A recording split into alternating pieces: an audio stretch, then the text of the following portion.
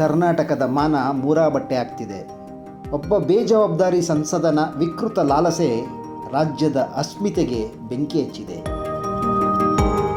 ಸಂಸದ ಈ ಕೆಲಸ ಮಾಡಿದ್ದೇ ಆಗಿದ್ದರೆ ನೆಲದ ಕಾನೂನಿನ ಅಡಿಯಲ್ಲಿ ಉಗ್ರವಾಗಿ ಶಿಕ್ಷಿಸಲೇಬೇಕು ಮತ್ತು ಈ ಶಿಕ್ಷೆ ಬೇರೆ ಕಾಮುಕರ ತೊಳ್ಳೆ ಅರ್ಥಾತ್ ತೊಡೆಯನ್ನು ನಡುಗಿಸುವಂತೆ ಇರಬೇಕು. ಅತ್ಯಾಚಾರ, ವಿಕೃತ ಕಾಮ ಯಾವುದೇ ಜನಾಂಗ, ಕುಟುಂಬ, ರಾಜಕೀಯ ಪಕ್ಷ, ಸಂಘಟನೆಗಳಿಗೆ ಸೀಮಿತವಲ್ಲ. ಎಲ್ಲ ಕಡೆಯೂ ಎಲ್ಲ ರಾಜಕೀಯ ಪಕ್ಷಗಳಲ್ಲೂ ಇಂಥವರು ಇರ್ತಾರೆ.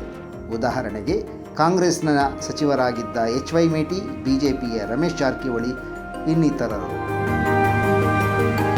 ನಾನು ಹೇಳೋಕ್ಕೆ ಹೊರಟಿರೋದು ಇದನ್ನಲ್ಲ. ಈ ಪೆನ್ ಡ್ರೈವ್ ವೈರಲ್ ಆದ ನಂತರ ನಡೀತಿರೋ ಘನಘೋರ ಇಂಪ್ಯಾಕ್ಟ್ಗಳ ಬಗ್ಗೆ, ಇವತ್ತಿಗೂ ಆ ಸಂತ್ರಸ್ತ ಮಹಿಳೆಯರ ಮೇಲೆ ನಿರಂತರವಾಗಿ ನಡೀತಿರೋ ಮಾನಸಿಕ ಸಾಮೂಹಿಕ ಅತ್ಯಾಚಾರದ ಬಗ್ಗೆ.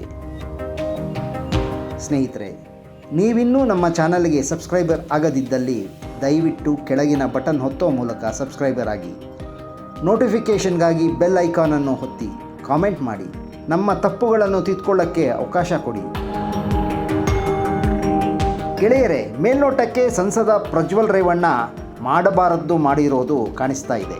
ಇದನ್ನು ವಿಶೇಷ ಪೊಲೀಸ್ ತಂಡ ನ್ಯಾಯಾಲಯದಲ್ಲಿ ಸಾಬೀತು ಕೂಡ ಮಾಡಬೇಕು. ಯಾವುದೇ ರಾಜಕೀಯ ಪಕ್ಷ ಇಂಥವರ ಬೆಂಬಲಕ್ಕೆ ನಿಲ್ಲಲೇಬಾರದು. ಸ್ನೇಹಿತರೆ, ನಾನು ನಿಮಗೊಂದು ಪ್ರಶ್ನೆ ಕೇಳ್ತೀನಿ. ಮಕ್ಕಳೊಂದಿಗೋ ಮಹಿಳೆಯರೊಂದಿಗೋ ಆಗಬಾರದ ಲೈಂಗಿಕ ಅತ್ಯಾಚಾರ ನಡೀತು ಅಂದಿಟ್ಟುಕೊಳ್ಳೋಣ.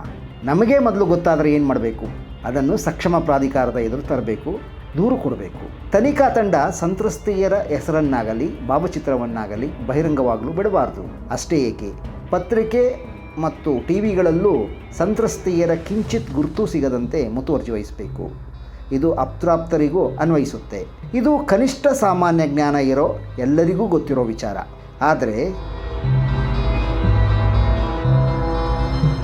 ಆದರೆ ಕೆಲವು ಕೀಚಕರು ಮಾಡಿದ್ದೇನು?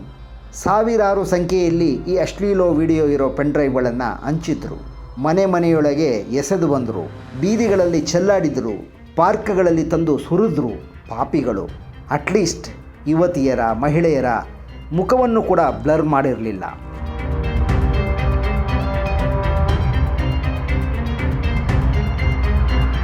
ನಂತರ ನಡೆದದ್ದು ಮತ್ತಷ್ಟು ವಿಕೃತ.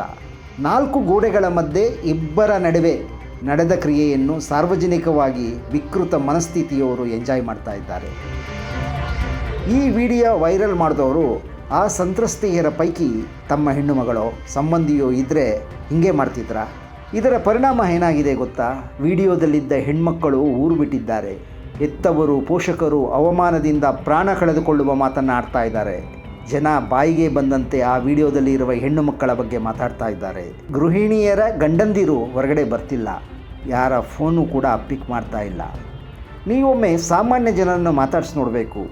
ಈ ಸಂತ್ರಸ್ತೆಯರ ಬಗ್ಗೆ ಹೇಗೆಲ್ಲ ಮಾತಾಡ್ತಾರೆ ಗೊತ್ತಾ? ಇವರ ಮಾತಿನ ಧಾಟಿ ಲೈಂಗಿಕ ದೌರ್ಜನ್ಯಕ್ಕಿಂತಲೂ ಘನಘೋರ. ನೀವು ಈ ವಿಷಯ ಕೇಳಿದ್ರೆ ಶಾಕ್ ಆಗೋದು ಗ್ಯಾರಂಟಿ. ಪೆನ್ ಡ್ರೈವ್ನಲ್ಲಿ ಇದ್ದ ಮಹಿಳೆಯರ ಗುರುತು ಪತ್ತೆ ಆಯ್ತಲ್ಲ, ಅವರಿಗೆ ಅಥವಾ ಅವರ ಗಂಡ, ಪೋಷಕರಿಗೆ ಕೆಲವರು ಫೋನ್ ಮಾಡಿ ಬೆದರಿಸ್ತಾ ಇದ್ದಾರಂತೆ. ನನ್ನ ಬಳಿ ಇನ್ನೂ ಹೆಚ್ಚು ವಿಡಿಯೋ ಇದೆ, ನನಗೊಂದಿಷ್ಟು ಹಣ ಕೊಡಿ, ಇಲ್ಲದಿದ್ದರೆ ಸಂಪೂರ್ಣ ರಾಮಾಯಣವನ್ನು ವೈರಲ್ ಮಾಡಿಬಿಡ್ತೀವಿ ಅಂತ ಬೆದರಿಕೆ ಆಗ್ತಾ ಇದ್ದಾರಂತೆ. ಅವಹೇಳನ ಮಾಡೋ ಜನ, ಹಣಕ್ಕಾಗಿ ಬ್ಲ್ಯಾಕ್ಮೇಲ್ ಮಾಡೋ ಜನ, ಎಲ್ಲಿಗೆ ಈ ಮಹಿಳೆಯರ ಬದುಕನ್ನು ತಂದಿಟ್ಟು ಬಿಟ್ಟರು ನೋಡ್ರಿ ಈ ರಾಜಕಾರಣಿಗಳು. ಸುಮ್ಮನೆ ಒಂದು ಸಣ್ಣ ಲೆಕ್ಕ ಹಾಕೋಣ. ಸರಾಸರಿ 100 ಜನ ಸಂತ್ರಸ್ತೆಯರಿದ್ದಾರೆ ಎಂದಿಟ್ಕೊಳ್ಳೋಣ. ಅವರಲ್ಲಿ ಒಂದಷ್ಟು ಮಹಿಳೆಯರದು ಕನ್ಸೆಂಟ್ ಸೆಕ್ಸ್ ಇರ್ಬೋದು, ಮತ್ತೊಂದಷ್ಟು ಜನ ಹಣಕ್ಕಾಗಿ, ಮಗದೊಂದಿಷ್ಟು ಮಹಿಳೆಯರು ಪೊಗದಸ್ತಾದ ಜಾಗಗಳ ಟ್ರಾನ್ಸ್ಫರ್ಗಾಗಿ, ನೇಮಕಾತಿಗಾಗಿ ಈ ಕ್ರಿಯೆಯಲ್ಲಿ ಪಾಲ್ಗೊಂಡಿರ್ಬೋದು. ಆದರೆ ಇವರಲ್ಲಿ ಆಮಿಷಕ್ಕೆ, ಬೆದರಿಕೆಗೆ ಒಳಗಾದ ಯುವತಿಯರು, ಮಹಿಳೆಯರು ಕೂಡ ಇದ್ದೇ ಇರ್ತಾರೆ ಅಲ್ವಾ? ಈ ಮಹಿಳೆಯರು ಎಲ್ಲೋಗಬೇಕು? ಯಾರ ಬಳಿ ತಮ್ಮ ನೋವನ್ನು ತೋಡ್ಕೋಬೇಕು? ಮೂಲತಃ ಪೆನ್ ಡ್ರೈವ್ ಮಾಡ್ಕೊಂಡಿರೋರಿಗೆ ಒಂದಷ್ಟು ಲಕ್ಷ ಅಥವಾ ಕೋಟಿನೇ ಸಿಕ್ಕಿರಬಹುದು. ವೈರಲ್ ಮಾಡಿದವರಿಗೆ ಅಥವಾ ಅವರ ಪಕ್ಷಕ್ಕೆ ಲಕ್ಷಾಂತರ ಮತಗಳು ಕೂಡ ಹೆಚ್ಚಾಗಿ ಬಂದಿರಬಹುದು. ಸಂಪೂರ್ಣ ಸೂತ್ರಧಾರರಿಗೆ ಒಂದು ರಾಜಕೀಯ ಕುಟುಂಬವನ್ನೇ ಪಬ್ಲಿಕ್ಕಾಗಿ ಹರಾಜಾಕಿದ ಸಂತೃಪ್ತಿ ಸಿಗಬಹುದು.